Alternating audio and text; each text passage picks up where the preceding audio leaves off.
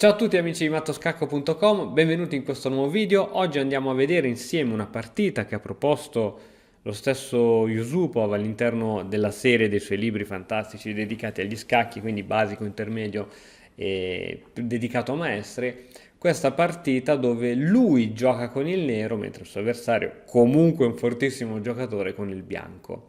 Anche se appunto vedremo che il vantaggio sarà del nero, tengo la scacchiera comunque ruotata dalla parte del bianco, in modo tale da anche iniziare a vedere le cose da un punto di vista difensivo.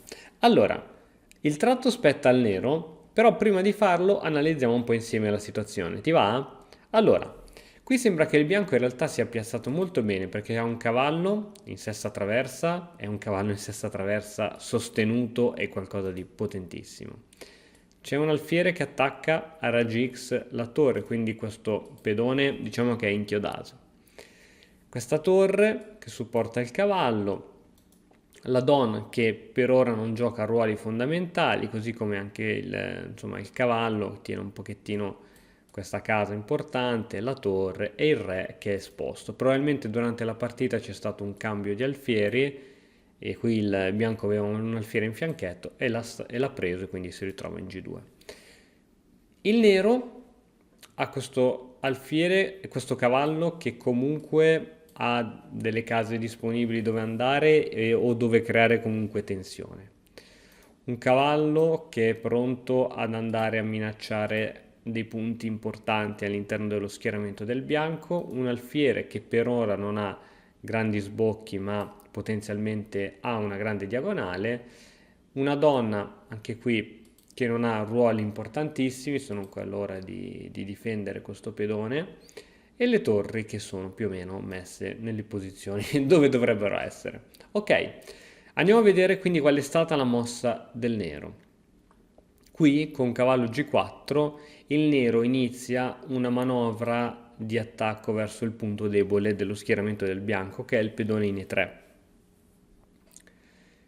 Il bianco cercherà di rispondere a questa minaccia andando a creare un attacco verso l'ala di donna.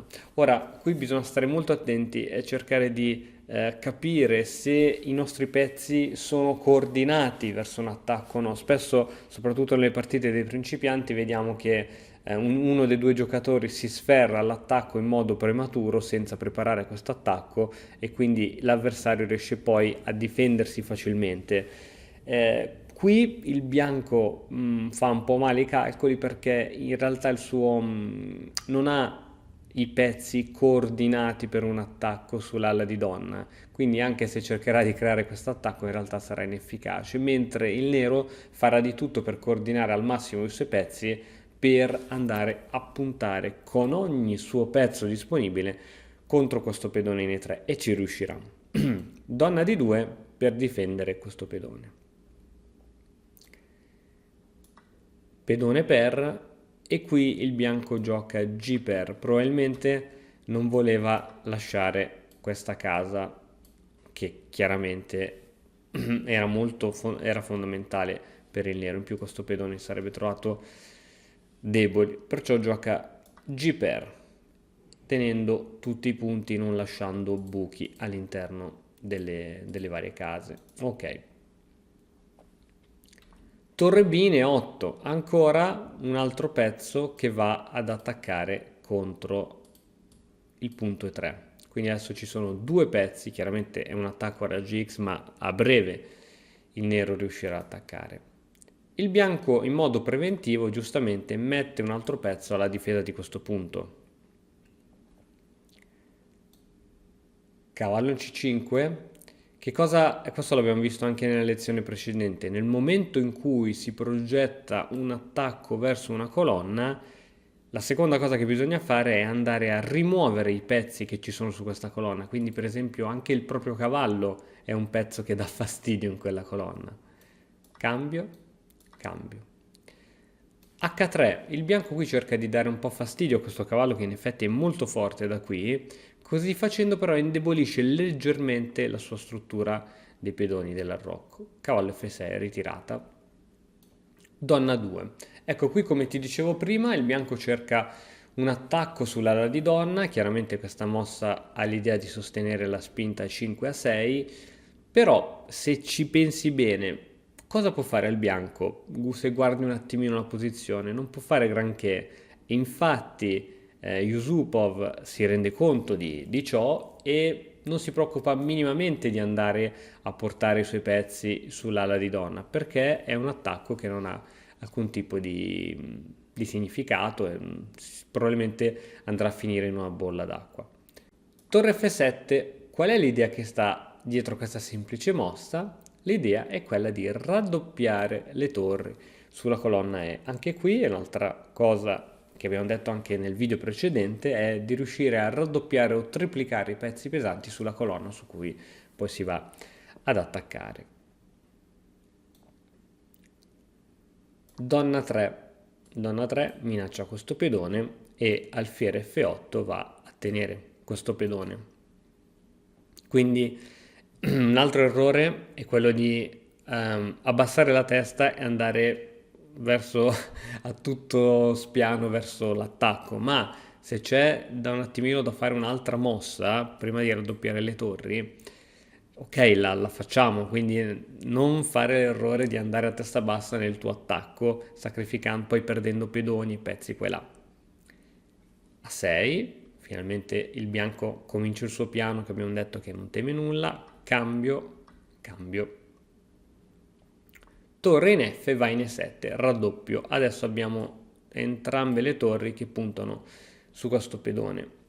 Non ci sono ancora minacce fortissime, ma è chiaro che i pezzi del nero sono molto più coordinati perché abbiamo un raddoppio di torri, un cavallo che può essere molto insidioso, possono esserci eventuali sacrifici, la donna in più a breve riuscirà a portarsi sull'ala di re, questo alfiere potrà attaccare su questo pedone, si potrà spingere G5 per fare più pressione e in seguito potrà spingere anche su F4. Quindi le idee di attacco sono moltissime, mentre il bianco ha i pezzi totalmente scordinati. Ora c'è questa torre che protegge il punto E3, sarà costretto poi ad avvicinarsi col re per proteggere ulteriormente questo punto e quindi si andrà a sguarnire verso queste colonne. In più la donna è lontana dall'area di gioco, questo cavallo seppur forte non fa nulla di eccezionale e la torre in B non partecipa attivamente alla difesa di questo punto E3. Quindi tocca al bianco che giustamente dopo il raddoppio di torri decide di andare ulteriormente a difendere questo punto che è il punto chiave di tutta la partita. Adesso, se tu fossi il nero, che cosa giocheresti sapendo che tutte le tue forze devono andare a puntare su E3? Pensaci proprio qualche secondo. A distinto, che cosa ti verrebbe da giocare? Il nero qui gioca torre 6. Mi sai dare la spiegazione di questa mossa? Sembra una mossa quasi pazza, matta, ma in realtà l'idea semplice è quella di fare spazio alla donna in modo tale da triplicare l'attacco su E3. A questo punto il bianco si rende conto che questo attacco si sta facendo molto serio ed è costretto a tornare indietro con una serie di manovre, donna A2 poi probabilmente in D2. Donna E7 triplicando l'attacco e poi donna D2. Adesso facciamo un po' il calcolo degli attaccanti e dei difensori. Abbiamo un attaccante, due attaccanti, tre attaccanti per quanto riguarda il nero e vediamo i difensori, un difensore, due difensori, tre difensori.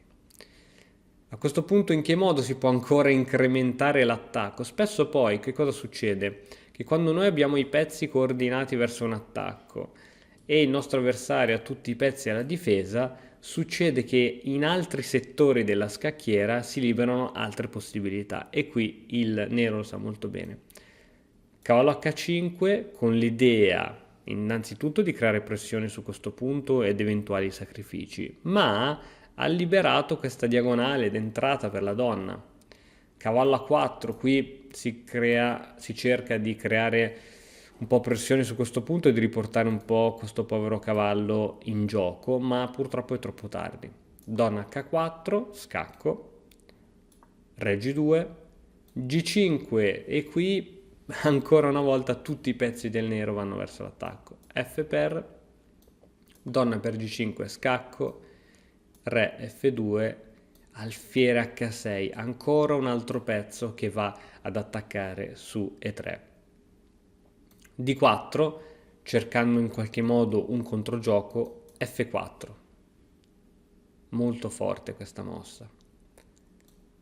Cavallo per F4, donna H4 scacco, Re G1, alfiere per, pedone per e torre N1. A questo punto il nero è riuscito ad entrare in ottava traversa, anche se in questo caso è la prima traversa, e sappiamo che quando qui vedi, guarda, le torri del bianco sono sulla terza traversa, non difendono né la seconda né la prima. E quindi adesso bisogna retrocedere, cambio di torri e adesso cavallo G3. Qui il bianco ha sacrificato la qualità, torre per G3 e donna per G3, ma cosa accadeva se non dava la torre? Per esempio, Re G1, che cosa poteva succedere? Innanzitutto donna H3. Per esempio, una mossa come, non so, torre 3, donna H1, re F2, donna H2 e qui devi andare via con il re, per esempio qui, e perdi la donna. Quindi aveva visto questa continuazione, ha detto ciao, è molto forte questo cavallo, diamogli la torre. Infatti torre per G3, donna per G3, qui il bianco si prende qualche piccola soddisfazione catturando in C5, tuttavia non basta perché dopo torre 3 il bianco abbandona. Quali erano le possibilità? Allora, supponiamo che il bianco semplicemente spingeva cercando di andare in promozione, torre F3, queste colonne sono occupate, questa e questa casa, in pratica l'unica casa di fuga per il bianco è E2, E2, torre, e alla prossima perdi la donna. Se oppure il bianco va subito di donna F2, sì, scusami, se qui il bianco va subito di donna F2, direttamente torre F3 e perdi la donna, e chiaramente in una partita di questo tipo poi non c'è neanche da pensare alle possibili continuazioni. Quindi ritorniamo alla posizione iniziale e guarda come da una posizione che sembrava equilibrata, e qui il computer dà un leggerissimo vantaggio del nero, qui siamo a meno 0,80, cioè è come se il nero avesse neanche un pedone di vantaggio, e man mano che questa pressione su questo pedone aumenta, ma soprattutto il bianco non capisce l'importanza di quell'attacco e inizia a fare dei piani ad ovest, qui il vantaggio del nero è di meno 2, raddoppio delle torri, attacchi inutili ad ovest.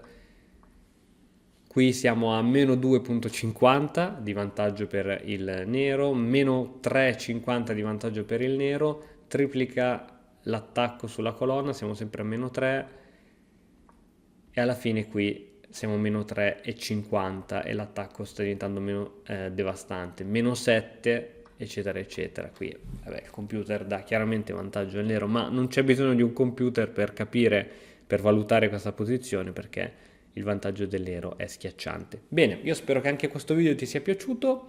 Se hai qualcosa da dire, hai qualche dubbio, lascia pure un commento qui sotto, spero di risponderti il prima possibile. Noi ci vediamo nel prossimo video, iscriviti al canale e alla prossima, ciao! E ora, per continuare, che cosa posso fare? Beh, innanzitutto ti consiglio di iscriverti al nostro canale in modo tale da non perderti le nuove video lezioni. E poi puoi vedere il video che è stato più cliccato in questa settimana. Ci vediamo, ciao!